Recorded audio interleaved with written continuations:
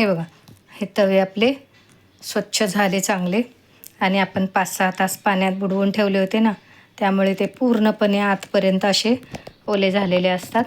आणि मग अशाच प्रकारे हे तवे वापरायचे. हॅलो फ्रेंड्स, कसे आहात? स्वागत आहे तुमचं आपल्या मराठी यूट्यूब चॅनलमध्ये. तुम्हाला मी आज ही वस्तू दाखवते बघा. हे खापराचे तवे आणलेत मी 2. दाखवते थांबा. 4-5 दिवस झाला आणलेत ते, पण ते काय मी काढले नाहीत. का काढले नाही सांगते. त्याचा एक किस्सा आहे. हे बघा, हे असे तवे 2 आणलेत.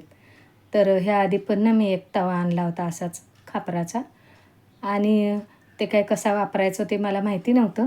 तर मी आपला जरा पाण्याखाली नळाखाली धुतला आणि लगेच वापरायला काढला, म्हणजे गॅसवर ठेवला.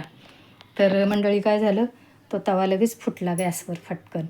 घाबरले मी आणि मला हसू पण आलं, कारण खरं तर आपण माठ वगैरे पण आणला तरी तो स्वच्छ धुतो, 2-3 दिवस पाण्यात बुडवून ठेवतो, भरून ठेवतो पाण्याने, आणि मग ते पाणी वापरायला घेतो ना.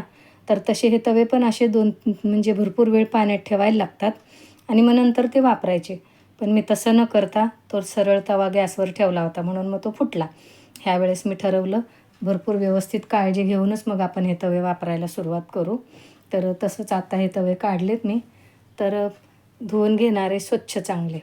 तर कसे धुवायचे ते सांगते तुम्हाला.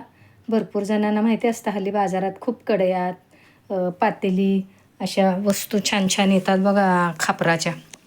दिसायला पण चांगल्या दिसतात, वापरायला पण चांगल्या असतात, पण त्याची योग्य ती काळजी घेऊनच मग त्या वस्तू वापरायच्या.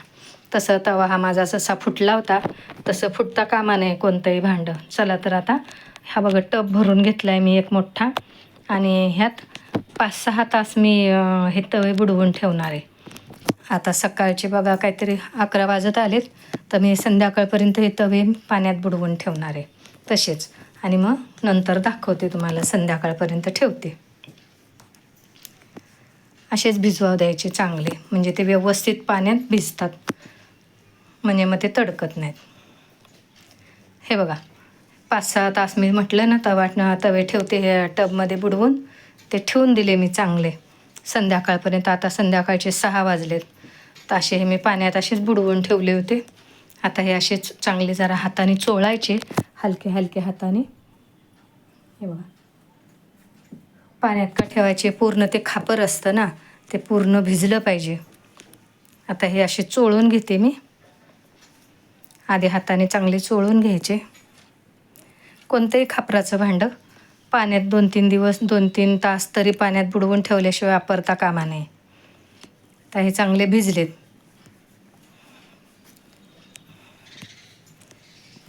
आता ह्याला ना मी जरा साबणाने चोळून घेते. हे बघा, ह्याच्यात हे विम लिक्विड घालते मी थोडंसं,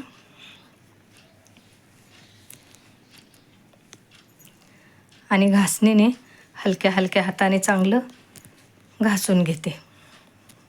कारण त्याचं ते माती असते ना, कारण ही मातीची भांडी खापराची भट्टीमध्ये भाजलेली असतात चांगली, तर त्यामुळे मग त्याचं ते लाल पाणी, काळं पाणी असतं, जशी भांडी असतील तसं. तर हे बघा, हे असं स्वच्छ चांगलं 2-3 वेळा घासायचं चांगलं. त्याचं पाणी असं लालसर पाणी निघतं खापराचं. असं मागून पुढून स्वच्छ घासून घेते हे तवे मी. हे बघा, हलक्या हाताने घासायचे. तवे पण नाजूक असतात हे खूप, सहज धक्का लागला तरी लगेच फुटतात, पण छान वाटतात वापरायला. अशी मातीची भांडी मी अजून घेणार आहे, पातेली वगैरे, कढया, त्या अशा तवल्या असतात त्या. पहिल्यांदाच तवा घेतला आणि तो फुटला, त्यामुळं मी काही दुसरं घेतलं नव्हतं. आता हे तवे घेतले, म्हटलं व्यवस्थित आपण हे धुवून स्वच्छ करूनच वापरायचे. हे बघा, आता हे असं लाल पाणी निघतं बघा ते मातीचं. असं 2-4 वेळा घासून 2-4 वेळा स्वच्छ पाण्यातून धुवून घ्यायचं. जोपर्यंत स्वच्छ पाणी निघत नाही तोपर्यंत धुवून घ्यायचं, घासून घासून धुवून घ्यायचं परत परत. हे बघा, आता बऱ्यापैकी चांगले स्वच्छ झालेत तवे.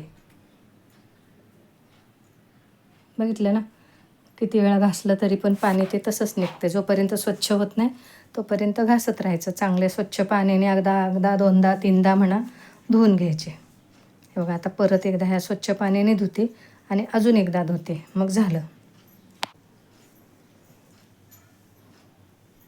आता ते दिसतातच बघा स्वच्छ एकदम आणि पूर्णपणे पाण्यात मुरल्यासारखे. हे बघा आता त्याचं म्हणजे निघत नाही आहे काही मातीचं पाणी वगैरे. जोपर्यंत स्वच्छ पाणी निघत नाही तोपर्यंत चोळून घ्यायचे चांगले.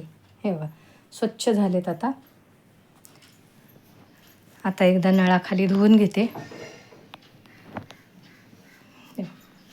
स्वच्छ नळाखाली धुवून घेतले. आता आपण हे तवे वापरू शकतो. तुम्हाला अजून कोणती नवीन ट्रिक माहिती असली तर मैत्रिणींनो मंडळी सांगा मला. आणि आजचा हा व्हिडिओ आवडला तर नक्कीच लाईक करा, शेअर करा, सबस्क्राईब करा. शिवाय बेल आयकॉनचं बटन दाबा म्हणजे माझ्या रोजच्या रोज रेसिपी तुम्हाला बघता येतील. हे बघा झाले हे तवे आपले स्वच्छ.